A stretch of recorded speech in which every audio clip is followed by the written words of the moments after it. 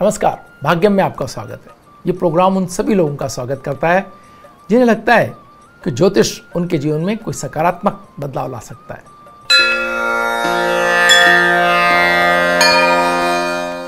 आज 26 अप्रैल 2020 है। वैशाख मास चल रहा है, शुक्ल पक्ष चल रहा है, तिथि तृतीया है और वार रविवार है। विक्रम संवत 2077 है। प्रमादी नाम का संवत्सर चल रहा है। शक संवत 1942 है। सूर्य उत्तरायण के अंदर है। ग्रीष्म ऋतु चल रही है और मुस्लिम तारीख 2 है। रमजान माह चल रहा है। हिजरी सन 1441 है। तृतीया तिथि दिन में 1:23 तक है। उसके उपरांत चतुर्थी तिथि आरंभ हो जाएगी। रोहिणी नक्षत्र रात्रि के अंदर 10:56 तक है। उसके उपरांत मृगशिरा नक्षत्र आरंभ हो जाएगा। योग शोभन रात्रि में 11:53 तक। उसके उपरांत अतिगंड योग आरंभ हो जाएगा। करण गर दिन में 1:23 तक। उसके उपरांत वणिजकरण आरंभ हो जाएगा। सूर्योदय जयपुर में 5:56 पर हो रहा है और सूर्यास्त 6:53 पर। ग्रहों का गोचर मंडल देखें तो सूर्य मेष राशि में, मंगल मकर राशि में, बुध मेष राशि में, बृहस्पति मकर राशि में, शुक्र वृष राशि में, शनि मकर राशि में, राहु मिथुन राशि में, केतु धनु राशि में, चंद्रमा वृष राशि के अंदर। ग्रह योग की बात करें तो भद्रा रात्रि में 1:56 से आरंभ होगी। रवि योग रात्रि में 10:56 तक है। व्रत त्योहार की बात करें तो आज अक्षय तृतीया है। आखा तीज आज ही के दिन, इसको आखा तीज भी बोलते हैं। त्रेता युगादि आज ही के दिन हुआ था। कल्पादि आज ही के दिन है। श्री बद्रीनाथ केदारनाथ यात्रा आज से शुरू हो जाती है। नए नियमों के अनुसार ये देखने वाली बात है कि इसे खोला जाता है या नहीं खोला जाता है। रोहिणी व्रत आज है। जैन श्री मातंगी जयंती आज ही के दिन है और वर्षी तप समाप्त हो रहे हैं जैन समुदाय के आज।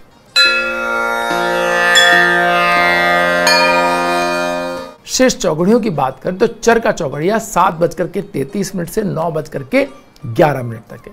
लाभ और अमृत का चौघड़िया 9:11 से 12:25 तक है। शुभ का चौघड़िया 2:02 से 3:39 तक है। राहु काल वेला दिन में 4:30 से 6 बजे तक है। राहु काल में जो लोग शुभ कार्य नहीं करते हैं या अपने कार्यों को नहीं शुरू करते हैं और कार्य को टाला जाना संभव ना हो तो मिष्ठान का सेवन करके आज आप कार्य प्रारंभ करें, तो इससे राहु काल के दुष्प्रभाव में कमी आएगी।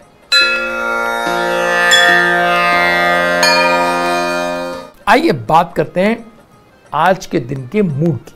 आज चंद्रमा शुक्र के साथ है और बुध मेष राशि के अंदर प्रवेश कर चुके हैं सूर्य के उच्च के सूर्य के साथ। इसके मायने क्या है? इसके मायने ये हैं कि आज जो भी निर्णय लिए जाएंगे वो निर्णय एक तरह से उन निर्णयों के पीछे पूरी प्रशासकीय शक्ति, ताकत और स्वयं सिद्ध हो जाएंगे। वो उनको इम्प्लीमेंटेशन पूरी फोर्स लगा करके उनको किया जाएगा। विरोध स्वर को बिल्कुल अगर आज कोई निर्णय लिया जाता है तो उसके विपक्ष में कोई भी स्वर उनको सुना नहीं जाएगा।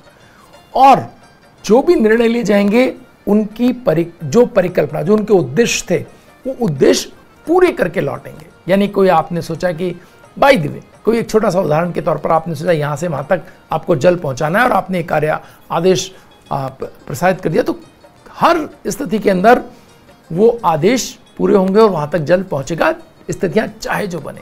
तो इसके मायने ये हैं इस छोटी सी बात के कि जो निर्णय लिए जाएंगे उनके पीछे कार्यक्षमता, भावनात्मक क्षमता और प्रशासकीय दक्षता पूरी तरह से अपने आप रास्ते निकलेंगे उन चीज़ों के कि जो सकारात्मक कार्य हैं उनको होने के लिए। तो सरकार, नेता, प्रशासकीय जो लोग हैं, पुलिस बल, स्वास्थ्य कर्मी, सभी एक उसके अंदर नई चीज़ों, नए नियमों, नई व्यवस्थाओं के साथ अपने कार्यों को करते हुए दिखाई देंगे। इवन हो सकता है कि यहाँ से कुछ नए कार्यों के अंदर नई गतिविधियाँ शुरू होती हुई दिखाई दें और उसके बाद एक एक करके अलग अलग सेगमेंट के अंदर आप अपने कार्यों को व्यवस्थित ढंग से अगर निर्णय लेंगे, करेंगे, बहुत सूझबूझ से निर्णय लेने का समय, हालांकि अगर आप निर्णय लेंगे तो आपको एक एक करके अपनी चीज़ों की तरफ, सफलता की तरफ आगे बढ़ने, यहाँ से आगे बढ़ने का एक मार्ग प्रशस्त होता हुआ दिखाई दे रहा है। चंद्रमा का शुक्र के साथ होना और अपनी उच्च राशि में होने का अर्थ यह है कि भावनात्मक तीव्रता भी बहुत ऊंचे स्तर पर होगी। अगर कोई व्यक्ति अपने भावनात्मक कार्यों के लिए काम करेगा तो भी दूसरी तरफ से भी उतने ही भावनात्मक प्रतिबद्धता दिखाई देगी। यानी आप अगर किसी के बारे में अच्छे संकल्पों के साथ सोच रहे, सामने से भी बहुत अच्छा आपको दिखाई दे रहा है। इसके अलावा आज अगर पुण्य कार्य कर रहे हैं, कोई ऐसा कार्य कर रहे हैं जो पुण्य से जुड़ा हुआ है, आप यकीन माने कि उन कार्यों को बहुत ऊंचे दर्जे की आपको पुण्य लाभ मिलेगा। आज का दिन, अक्षय तृतीया का दिन, ऐसा माना जाता है कि आपके जो पुण्य हैं वो अक्षय, यानी कि वो खर्च नहीं होते, एक फिक्स डिपॉजिट की तरह वो फ्रिज हो जाते हैं और उनके ब्याज आपको और आपके जो वंशज हैं उनको लगातार मिलते रहते हैं। इस तरह का, या आपको अगले जन्मों में भी जैसा भी आप संकल्प करते हैं उसके अनुसार आपको उनका पुण्य फल प्राप्त होते हैं। या आपके जो पुराने ऐसे कोई कार्य हैं जिनके अंदर आपको कोई नकारात्मकता आपसे हो गई है, तो उनको भी ठीक करने के लिए आज के दिन किए गए पुण्य कार्य बहुत आपको लाभकारी हो सकते हैं। मित्रों, जैसे कि हम स्थिति देख रहे हैं, बहुत सारे ऐसे लोग हैं जिनको आपकी मदद की आवश्यकता है और ऐसा पुण्यकारी दिन आज आपके हाथ में आ गया है, ऐसी स्थिति के अंदर आ गया है। इससे बेहतर कोई बात नहीं है। जन जनांतर के जो समस्याएं हैं उनको ठीक करने के तौर पर भी आज के दिन के को आप काम में ले सकते हैं। पुराने सभी पापों को धोने का एक तरह से ये सुअवसर आपके सामने मौजूद है। आपके पास अगर है अच्छे धन की स्थितियां हैं तो उन लोगों की तरफ देखिए जो लोग इस समय कष्ट और समस्याओं के अंदर हैं। उन लोगों को मदद करिए, अपने नियमों की पालना करके आप उनकी मदद करिए जिन लोगों को आप समस्या नहीं देना चाहते, खुद को भी, इवन अपने परिवार को भी। और अगर आपके पास संसाधन है तो आप उन लोगों को अपनी मदद से, अपने अच्छे सद्व्यवहार से, अपने नियमों की पालना करते हुए अगर आप मदद मुहैया कराते हैं तो आप बहुत ऊंचे दर्जे का पुण्य लाभ प्राप्त कर सकते हैं। यह अवसर आपके सामने अक्षय तृतीया के रूप में आकर खड़ा हो गया है। आप इसका जितना लाभ ले सकें उतना कम है। वक्त तो चला छोटे से ब्रेक का। ब्रेक के बाद फिर हाजिर होंगे, बने रहिए भाग्य में। ब्रेक के बाद एक बार फिर आपका स्वागत है। आइए बात करते हैं स्वास्थ्य मंत्र की।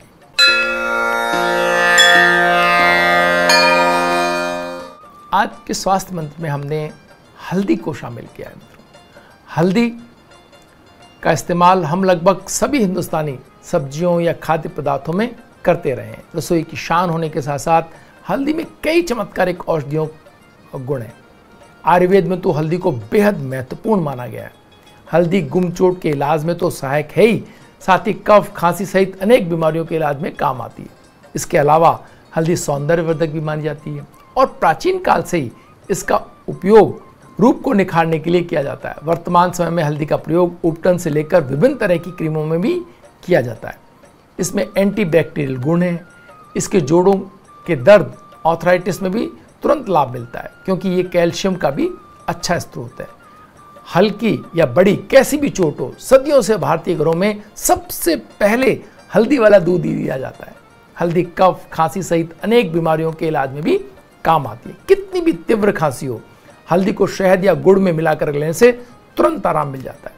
इसके अलावा हल्दी सौंदर्यवर्धक भी मानी जाती है और प्राचीन काल से ही इसका उपयोग रूप को निखारने के लिए किया जाता रहा है। वर्तमान समय में भी हल्दी का प्रयोग उपटन से लेकर विभिन्न तरह की क्रीमों में किया जाता है।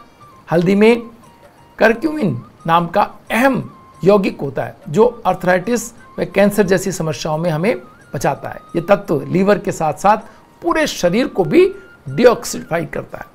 करक्यूमिन की डिटॉक्सिफिकेशन प्रक्रिया इतनी प्रभावशाली है कि इसका इस्तेमाल मरकरी यानी पारे के संपर्क में आए व्यक्ति का भी इलाज तक करने में सक्षम है। यकृत की वृद्धि में इसका लेप भी किया जाता है। हल्दी बहुत ही पाचन संबंधी रोगों जैसे अरुचि, भूख न लगना, विबंध, कामला, जलोदर और कृमि रोगों में बेहद लाभकारी पाई गई है।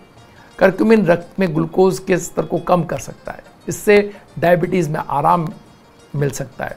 हल्दी के सेवन से टाइप 1 डायबिटीज़ से ग्रस्त मरीजों का इम्यून सिस्टम बेहतर हो सकता है।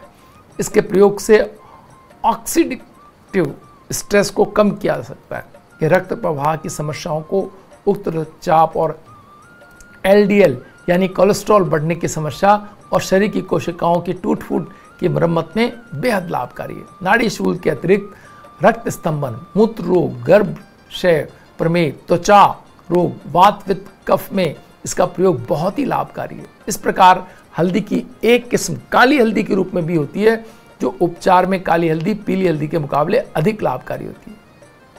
तो मित्रों, आपने जाना कि हमारे घर के अंदर ही रोग प्रतिरोधक क्षमता बढ़ाने के लिए और विभिन्न प्रकार के इलाजों के लिए हल्दी कितनी उपयोगी हो सकती है। आज जब हम बहुत ज़बरदस्त तरीके से हमारे रोग प्रतिरोधक क्षमता पर ही निर्भर है, तो हल्दी हमारे आसपास एक ऐसी चीज़ है जिससे हम अपनी रोग प्रतिरोधक क्षमता बढ़ा सकते हैं और अपने आप को किसी भी संक्रमण से के मुकाबले में खड़ा या उससे पार पाने में एक मददगार औषधि के रूप में हल्दी का सेवन कर सकते हैं।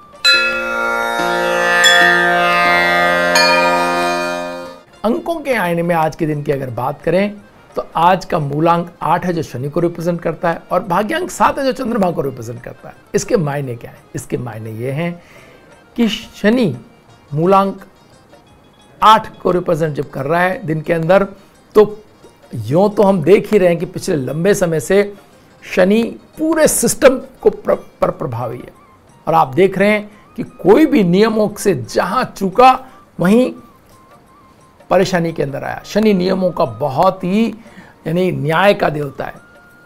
आप तभी सुरक्षित हैं इस समय जब आप नियमों की पालना कर रहे हैं, वरना सारा शासन, पूरा विश्व नए नए नियमों, रोज शासन, हर जगह के हर देश के लोग अलग अलग नियमों का सामना कर रहे हैं और ये स्थिति आज के दिन में विशेष रूप से महत्वपूर्ण हो गई है।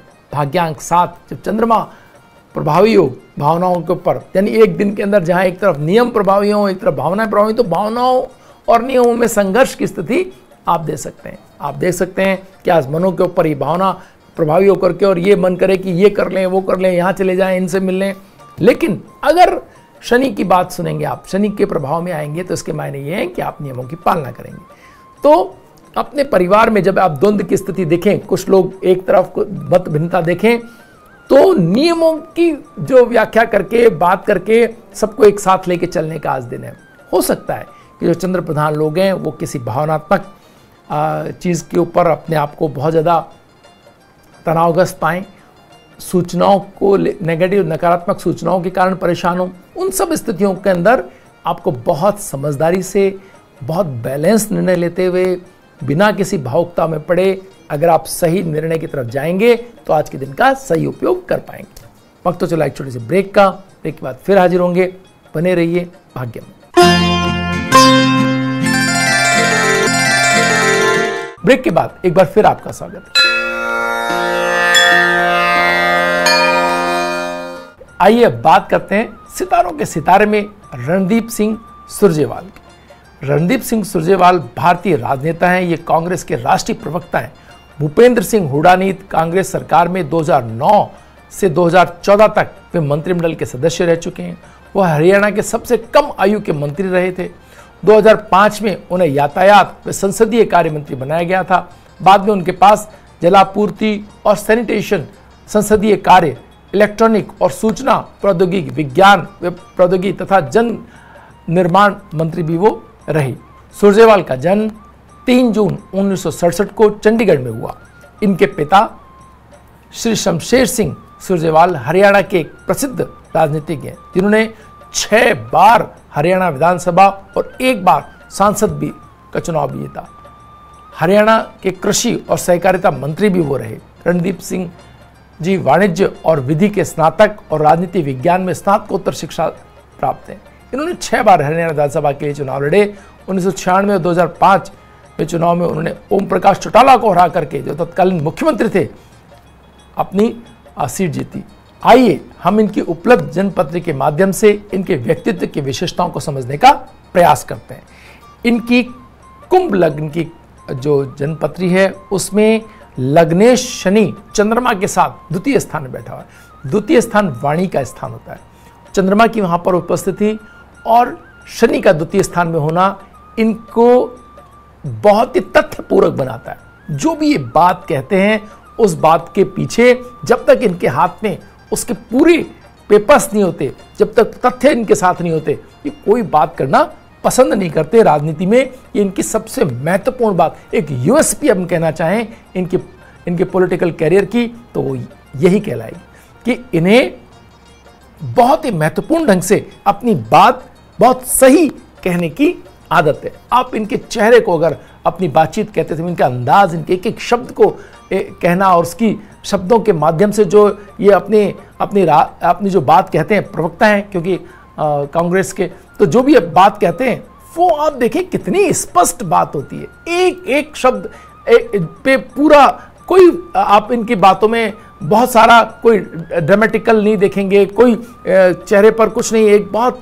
सादगी के साथ अपनी बात कहते हुए आपको दिखाई देंगे। इस कार्य के लिए सूर्य जो चतुर्थ स्थान में बैठ करके इनको इनकी राजनीति की दिशा और धारा अलग करता है। यानी कि जितने भी लोग हमने राजनीति के अंदर जो बड़े सफल लोग देखे हैं, वे लोग ज़्यादातर चतुर्थ स्थान उनके शनि को रिप्रेजेंट करता है। तो दो तरह की हम हमेशा बात करते रहे हैं राजनीतिक सफलताएं होती हैं, एक शनि के माध्यम से, एक बृहस्पति और सूर्य के माध्यम से। यहाँ ये राजनीति सूर्य के माध्यम से जो राजनीति होती है वो बहुत साफ सुथरी राजनीति होती है। उस राजनीति में आप बहुत ही अपने बात को कह करके उसके पीछे न हटना, अपनी बात बहुत संजीदगी से कहना, वो अपने आप को उपलब्ध कराना जनता को, और जनता के साथ जुड़ करके कार्य करने वाली जो राजनीति होती है वो सूर्य और बृहस्पति की राजनीति होती है। यहाँ बृहस्पति उच्च का होकर के शुक्र के साथ छठे स्थान के अंदर बैठा हुआ है। इसके मायने क्या है? इसके मायने हैं कि आपके अंदर एक पुण्यों का हम, क्योंकि ज्योतिष इस पर डिपेंड ही इस पे करता है। ज्योतिष की जो पूरी गणनाएं हैं वो इसी बात पर हैं कि आपके प्रारब्ध के पुण्य कितने हैं। और यहाँ आप देखें कि इनके जो बृहस्पति उच्च का होने का किसी कुंडली में अर्थ यह है कि आपके पुण्यों की कोई अक्षय पुण्य आपके पास रखें, आपको सिर्फ अपना डायरेक्शन पॉजिटिव रखना है।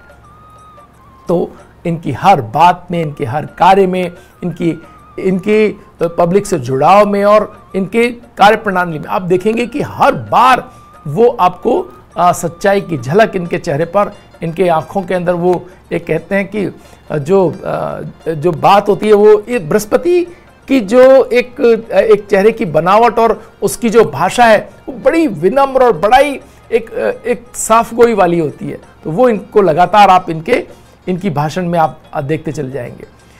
कतई भी आप जो मंझे हुए राजनीतिज्ञों की जो एक बात होती है, जो जिस तरह से वो अपनी बात से पीछे हटते या कुछ भी, जो अब हम कहते हैं कि पॉलिटिक्स जिसको कहते हैं, राजनीति जिसको कहते हैं, जिसके अंदर आप बहुत सारा ऊपर नीचे देखते हैं, कूटनीति से जुड़ी हुई जो राजनीति है उस कतई वो उसके साथ नहीं खड़े हुए आपको दिखाई देंगे। वो सितारा नहीं है यहाँ पर जो इस तरह की राजनीति करता हो। बृहस्पति हालांकि शुक्र के साथ है, उच्च का बृहस्पति होने के कारण और सूर्य का चतुर्थ स्थान में होने के कारण जो आगे रखना है कि आप किस चीज को प्रभावी ढंग से किस चीज को आगे लेकर चलेंगे, वो यहाँ पर बृहस्पति की ऊंचाई, अच्छाई और एक पवित्रता, एक शब्दों की गरिमा, वो कभी नहीं गिरेगी। आरोप लगाने में भी नहीं, किसी के ऊपर अगर कोई ये ऐसी बात कह रहे हैं जो बहुत कटु हो सकती है तो भी नहीं। तो ये सब आपको न तो सुनना पसंद करेंगे और न कहना। तो ये बहुत महत्वपूर्ण बात है कि यहाँ जो सूर्य है चतुर्थ स्थान के अंदर, न तो गरिमा खुद की गिराएं और न दूसरों की। तो ये बहुत ही गरिमामय ढंग से कैसे आप आरोप लगा सकते हैं, या आप इनके साथ इनकी प्रेस कॉन्फ्रेंस को देख करके आप समझ सकते हैं कि किस तरीके से कि बात तो पूरी कहेंगे लेकिन कतई दूसरे व्यक्ति के लिए कोई ऐसी स्थिति नहीं आएगी, ऐसे शब्द नहीं इस्तेमाल करेंगे जिनको कोई व्यक्ति ये कह सके कि ये तो शब्द अच्छे नहीं इस्तेमाल किए गए। तो यहाँ ये दो चीज़ें हम यहाँ बहुत महत्वपूर्ण ढंग से रेखांकित करना चाहते हैं। साथ ही साथ मंगल इनके अष्टम स्थान में बैठा। मित्रों, जब भी मंगल अष्टम स्थान में और शनि से दृष्ट हो, शनि से दृष्ट मंगल हालांकि कई बार हमने देखा है कि व्यक्ति ऐसी उलझनों में पड़ जाते हैं जहां कोई रास्ता नहीं हो, बहुत ही जो है चीज़ों को ठीक करना इतना आसान भी ना हो और सिर्फ आपके पास पब्लिक का ही समर्थन हो, जन का समर्थन से ही आप चीज़ें ठीक कर सकें।